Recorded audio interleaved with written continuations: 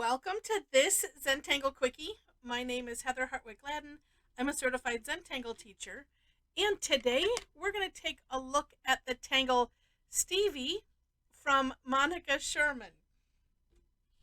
All right, this is a neat tangle, and I have the pleasure of knowing Miss Monica just from our Zentangle sessions.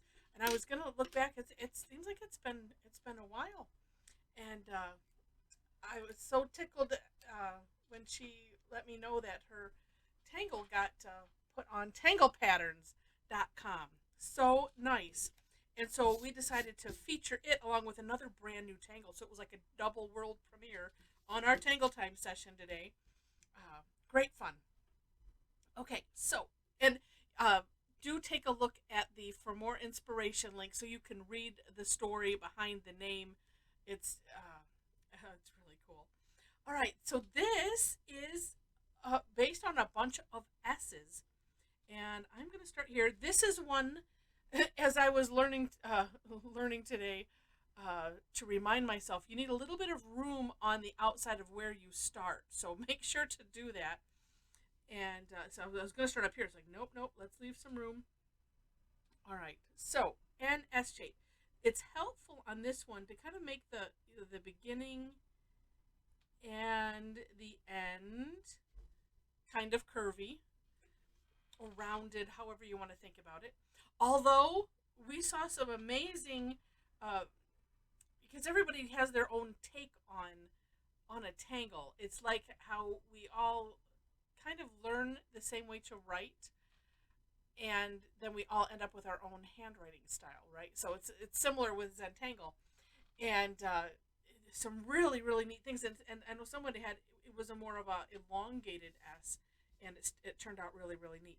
All right, so once you have one S, we're gonna just chain a bunch of them together, and kind of starting from the inside here, coming around, and starting another one. And you know what? Don't worry, as I'm trying not to worry about, don't worry about what interesting shapes end up happening. It'll all end up good in the end.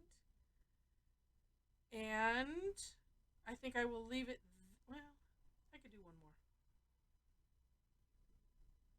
Small one. All right. Then we're going to add some spirals in here, some print tops. And what one thing that I found, and I'm going to start right here, where I kind of made this maybe a little bit too curvy, and this didn't really meet up because I want this to kind of be solid. So I kind of traced over that, and I'm slowly going around, almost auraing the inside of this shape. And I found, because well, here's what I was doing before, is that I would start from the middle and go out, and that works.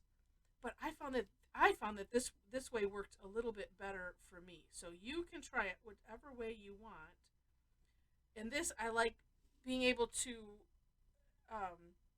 have the spiral or the print tops go with whatever the shape is. Because some of mine, these turned out okay. I think on my step out, they were all kind of not well oval-y or more like a seed shape. Now, what to do with these on the end? Same thing. So I'm going to take this, come around, and do a spiral. Do the same thing here at the end.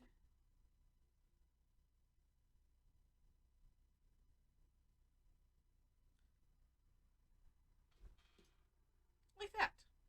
All right. Then we're going to aura. And this, of course, you decide how far away from this that you want to go. This one is more like a scallop. See, I'm not going to have much room at the end, but that's all right.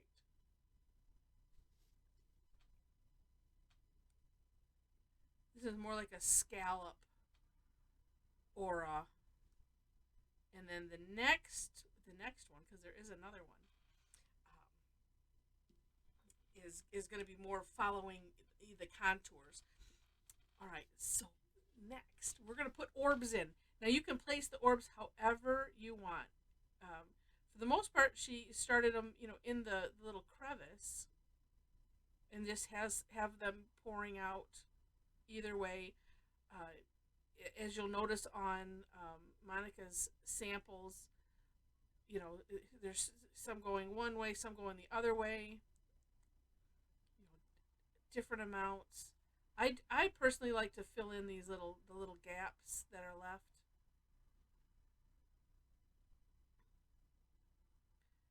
But it's just fun just to play and see. Well, where do you want them? How many do you want?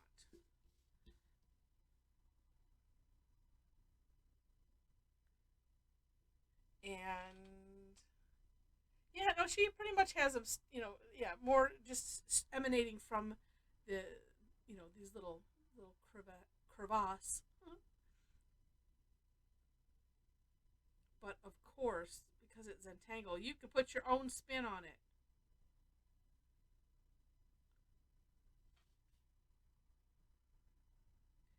I love that she added these orbs in here because it's something that I always forget to add, or I see other people like, oh yeah, orbs. That always looks so neat when they're added, just here and there to a tangle, and just so much fun. All right, so once you're settled and you think, okay, yeah, I like how that's looking, then we're going to do another aura. Oh, maybe we can just fit one here. And this one, see if you can follow the contour of all of those little orbs that you put in. And of course, going slow helps.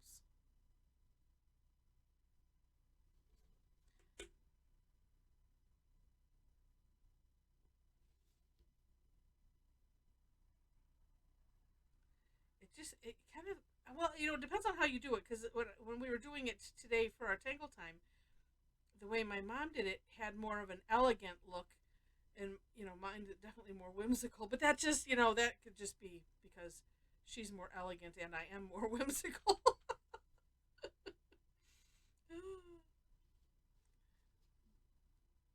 Yeah, but like I said, depending on how you do it, let's see if I can make this all the way around. I'm just hugging that edge of the tile there. Yes, ha! So neat. So neat. And so much depends on how you do your S's. Maybe if you get the if you have the top and the bottom of the S maybe a little bit bigger. So many different things. Now, here's what I'm going to do for the shading. Yeah. Which way do I want to be up? Let's see. Yeah, I think this way. All right. I'm going to, because on some of my other ones, I did them all kind of different. I'm going to just start it with having the graphite come just on this one side.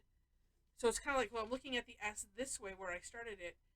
Yeah, on the the crossover part of the S, and again just on the one side. And this is what I'm trying. There's so many different ways. Your imagination is. You can take this so many different directions.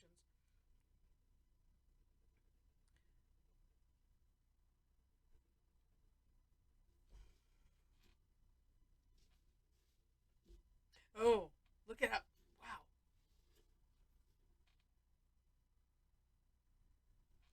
And then, so interesting how it can have a little bit different take, just depending on on where that shading is. But I'm also feeling like, let's do this. So up here, kind of where the shading, so I have. Oh, wait a minute. Oh, it's on the same side. Let's see. Let's try it over here. Is that what I was thinking? Yeah, I think I kind of wanted something on the opposite side.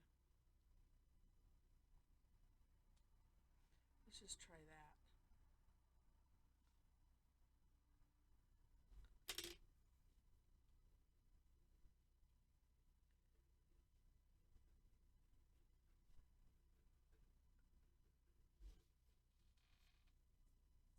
Interesting.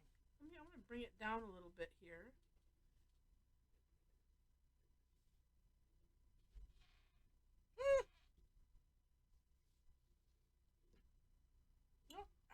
Oh, isn't that interesting? I like it better this way. Let's see if I can taper this a little bit.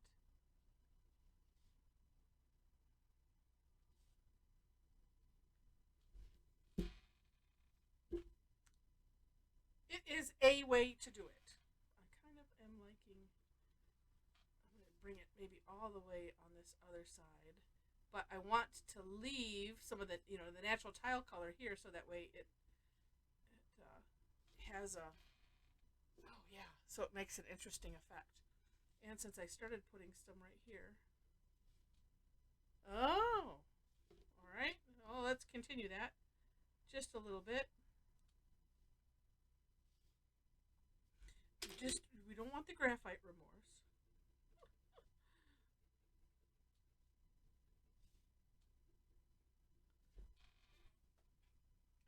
Interesting.